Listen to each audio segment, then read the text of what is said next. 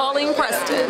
And what does it mean for you to actually be here at the monument celebrating this event? Don't make me start crying.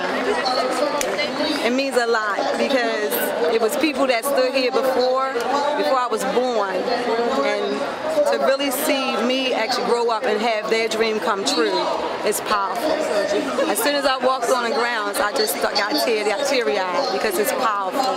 Because they told me I couldn't read, they told me I couldn't accomplish a BSN, a master's, and a PhD, and here I am today standing here, proving the lie. So it means a lot. So you're living the dream. I'm living the dream. And Dr. King made that dream available. Yes, yes, and that's powerful.